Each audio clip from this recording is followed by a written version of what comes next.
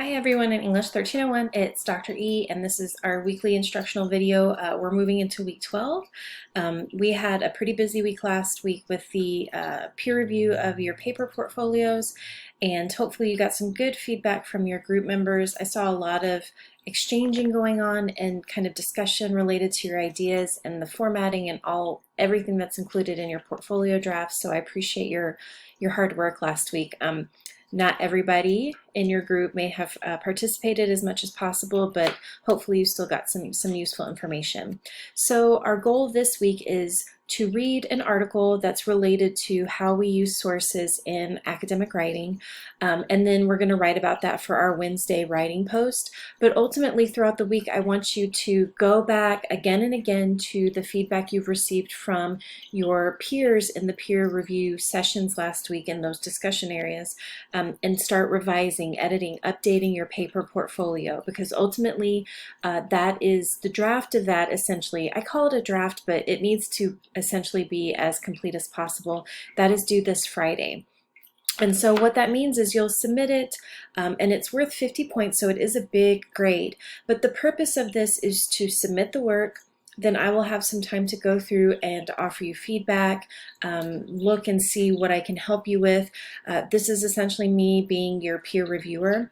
I'm going to go through and take a look at that once you submit it, and then I'm going to return that document to you with my feedback on it with enough time before your consultation that you'll schedule with me, so that you can look through my feedback and be prepared with any questions or concerns or anything you want to talk about during that consultation time. Okay, so just a general overview, and what I'm going to do is pull up the syllabus to give you an idea of how this all looks right on the page. So if you take a look, just a reminder that Monday is the last day to withdraw with a W, so if you've been thinking about this in some other classes or have been in conversations with some of your professors, just know that that's the absolute last day. You will have the prompt available, but what I want you to understand that the prompt this week is generally just going to rely on the fact that you've watched this video. So it may be a good idea to keep a pen or pencil with you, but I have set it up so that you can pause the video at certain places to then make sure that you're answering every aspect of the prompt that's going to be due on Wednesday related to Stedman's article. Okay, so just bear that in mind. Okay. So you'll submit your paper portfolio in the assignments area of D2L, okay? And then you will need to sign up and confirm a consultation time by this upcoming week, okay? So it says by next week, or the consultation is next week, but you need to sign up for it by Friday so that we have all those times ready and set, and so that you can put that in your calendar and make sure that you are not working at that time, you don't have any other obligations, but you can sit and work on Webex with me, okay? So your writing discussion post is going to be due on Wednesday, and again, that's related to Stedman's article, which is entitled Annoying Ways People Use Sources, okay? And then you'll submit your paper portfolio that you've revised, edited, update, everything to the assignments area of D2L. Okay, that's by 11:59 p.m. Also on that date and time, you'll need to go into the Webex area and confirm a time for our consultation, and that's based on your availability, your schedule. Okay, and for next week, you just want to make sure that you're setting a reminder of when you're going to meet with me. This is something where I will provide you the feedback prior to the time that you request that you confirm. So I will email a PDF copy of your feedback to you, so you don't have to go in to turn it in and look at the feedback there. I will send you that copy. I want you to take some time to look at it before you then meet with me for your consultation. So in order to kind of show you what's going on this week, I'm going to pull up D2L, right? And this is week 12. And so I've put some reminders here just, you know, because this is kind of a lighter week, at least the way it looks in the content area. Certainly not a lighter week in what you need to work on, so just bear that in mind. But what I've done is included the Office of Technology Services contact information, because as I've put up here, you need to go into that Webex area, you need to schedule a time that you're going to meet with me. But I really can't help you with any of the technology issues you may face in trying to do that, okay? I'm going to walk you through where to go and what to do, but if you are struggling to actually make and confirm an appointment, or if you want to test out Webex and you're having no luck getting onto it, you need to contact them. This is not something I can help you with. I just don't know enough to help you, okay? If you've never used Webex, it might be something where you want to give it a try. Remember that I have Webex office hours on Thursdays from 12 to 1 p.m., so you can always just sign up for one of those times just to kind of test it out. Or you can just make sure that if you're using your phone or your tablet or whatever you're using, you can download the Webex app if you want. You certainly don't have to do that. So just, it's something to play around with, okay? Just keep that in mind. So contact OTS here.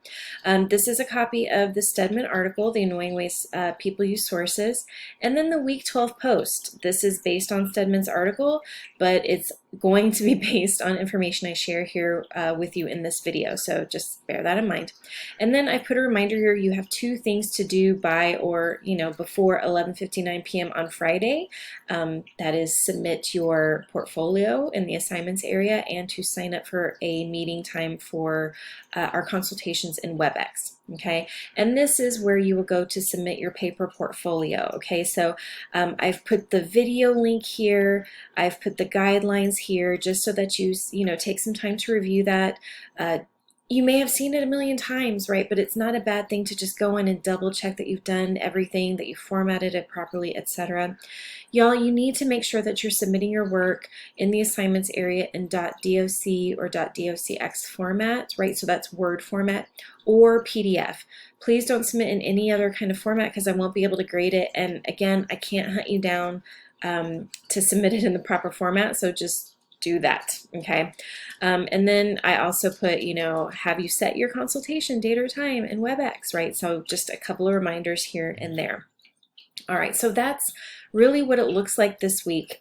And in addition to the prompt being something, the information that I share with you in the video today, you will not have a weekly discussion quiz, or I'm sorry, a weekly participation quiz, because again, you're answering the post in the writing discussion area based on watching this video. So I'm going to assume that instead of having to ask you some questions in that participation quiz, that you've watched this video thoroughly, okay?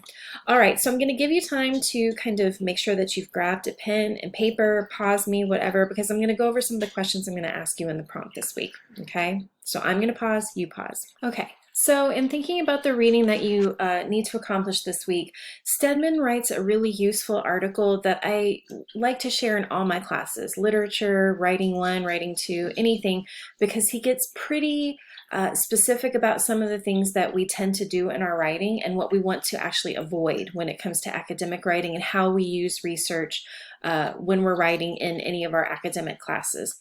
So the first thing I want you to think about is the title, right? So let's go back to thinking about some of that information we need to kind of address to assess what it is that we're reading, right? So annoying ways people use sources. I think he's pretty much sharing that there are quite a few ways that people utilize research in their writing that can be kind of annoying to people like me, the people who have to kind of read through and grade and assess academic writing. So I want you to think about the significance. What I also want you to think about is, who is this guy? As you read, you'll kind of get a sense of, who he is, because he shares a little bit about himself, but I want you to take that extra step and just do a little bit of digging, do a little bit of searching, and kind of see what you can find out about Stedman. Okay, so those are the first things I want you to address. Why should we trust this guy? Who the heck is he, right? What I want to do is kind of briefly show you the article and what to expect. So if you scroll down, this is just kind of the general information, of the title, the publication, etc. And then it gets into Stedman, right? And I want you to note, because I am also going to ask you to summarize his work. Remember that one way to kind of think about summary is to look at how the author is separating information and using topics and subtopics, right? So he starts, how slow driving is like sloppy writing. So again, he's using kind of a metaphor. We've seen this before, sharing this kind of idea of writing is related to this other, everyday task in such and such way, right? So he introduces some of these ideas. And then he'll get into, after kind of offering the general intro and information, the annoyances, right? And so, the article is titled Annoying Ways People Use Sources, so he's going to dig into some of the annoyances, okay? So one I want you to really focus on is this first one. It's called armadillo roadkill. And that is because this is a very, very common practice in academic writing. So I want you to read through this section and in your own words offer kind of an explanation of what this annoyance is. What is it that means armadillo roadkill in people's writing, and how is it that you fix it? So he offers a fix for all of these annoyances, okay? So I'm just gonna scroll down so you can see that there are quite a few. One is called dating Spider-Man, right? This is also something annoying that people do in academic writing. Uncle Barry and his encyclopedia of useless information, also very common, okay? So he's giving names to these annoyances to kind of help us remember them in order to avoid them, right, in our own writing, okay?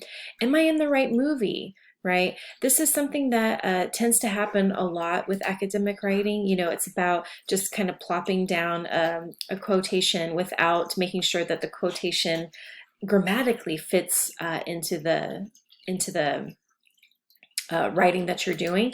But what I really want to do is explain a specific one that can kind of throw us off. So this is the one, I can't find the stupid link. And so on the right-hand side, Stedman notes, I can't find the stupid link means no connection between the first letter of a parenthetical citation and the first letter of a works cited entry. Say what? So the phrasing of that, if we kind of break it down, it does make sense. But then if we go back and try to explain it ourselves, which you don't have to do, that's why I'm explaining it, it kind of breaks down a little bit. And so he'll offer an example right here. This is a student essay example, right? So a respected guide on the subject suggests, quote, if possible, always take the high ground and hold it, end quote. And then has referenced this the Zombie Survival Guide, page 135. So if I see that and I'm grading and I know MLA, you haven't given me the author's last name, which is standard. If an author's name is given, their last name should be the first thing that appears in the parentheses. So I'm going to assume if I see the title of something that there's no author for that piece of information. So I'm going to flip to the works cited page and I'm going to look for the zombie guide. I'm going to look for that title. I'm not going to look for an author's last name because that's not the information that I've been given. But if I go to the works cited page and this is what I see, I'm going to be super confused because this, the Zombie Survival Guide, doesn't match this. Okay, and that's why we always put the author's last name in the parentheses if that's what we are given, okay, so that the last name that appears in the parentheses is also the very first thing that appears in the citation in a works cited page, right?